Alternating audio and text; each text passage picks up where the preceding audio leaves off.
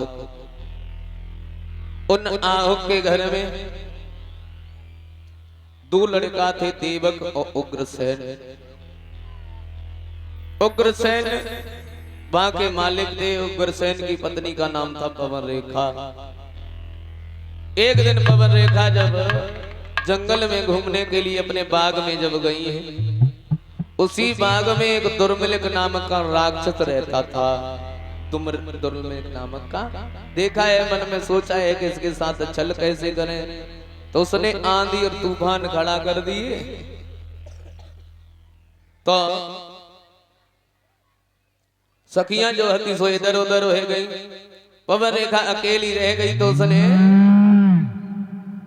उसने जो है उग्रसेन का रूप बनाया और पवन रेखा के सामने पहुंच गए। तो पवन रेखा कहने लगी, महाराज आप यहाँ? बोले हाँ। तुम्हें ना मालूम है, देखो कितने बढ़िया फूल खिले। कैसे फूल खिले कि कैसी हरी भरी, कि कैसी हरी भरी फुलवारी, हरनिया मानो तो सही।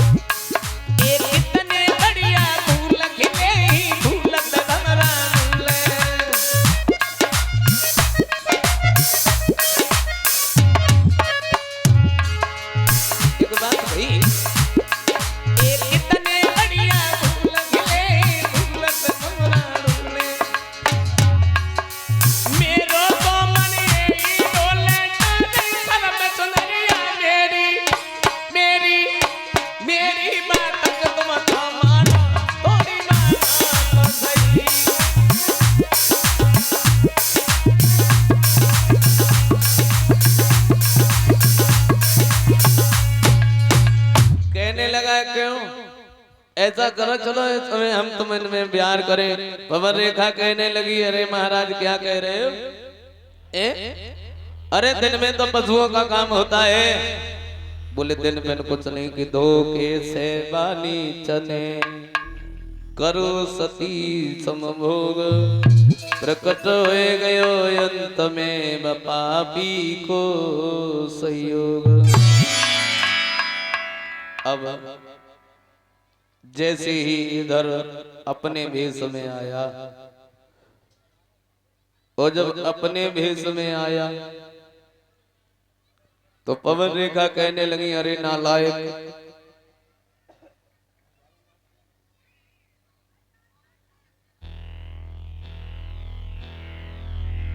बच्चा होगा सो तेरे जैसा होगा।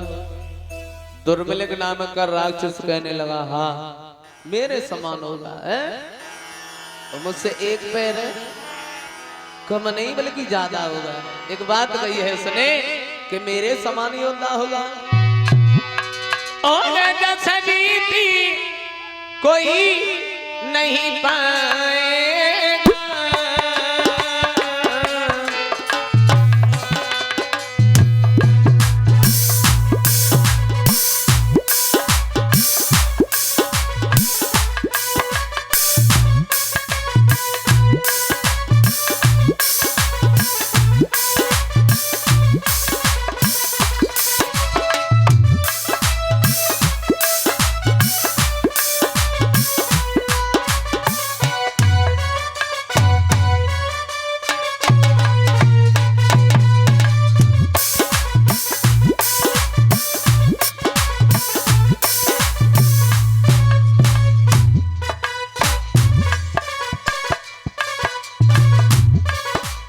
बात नहीं, देखो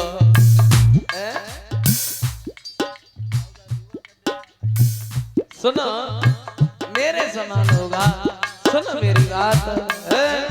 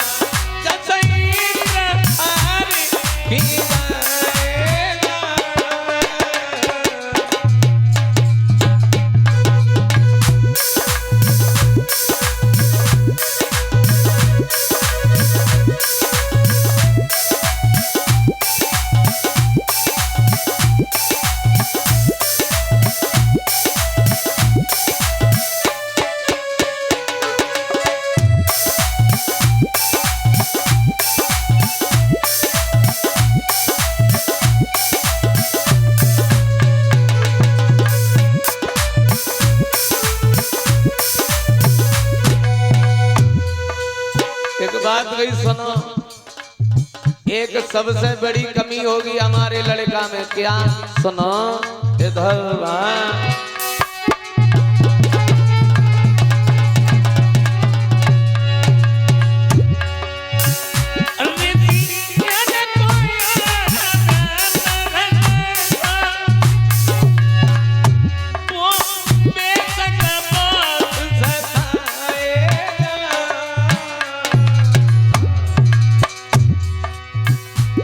रानी के इतना ध्यान रहे, भगवान की आस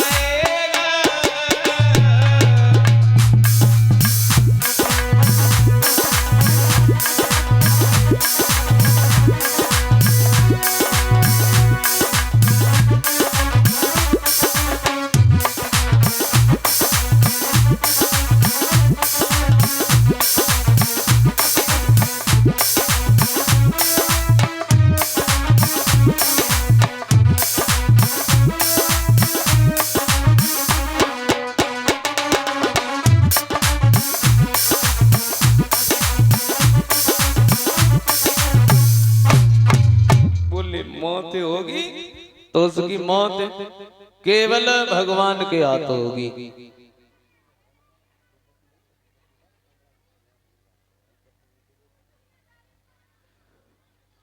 इतनी कह के वो दुर्लभ नामक का राक्षस जो था वो अंतर ध्यान हो गया। अब बबर रेखा इधर जब आए गई, और जब इधर आए गई तो वहां देखा है समय पूरा हुआ। जब घर में सपूत पैदा होते हैं तो सगुन होते हैं, जब कबूत पैदा होता है तो असगुन ही असगुन होते हैं। कि पैदा होते ही बालक के आंधी तूफान मचान लगे, घन करके घन के घुमड़े उठो एक महाप्रलय सी आ।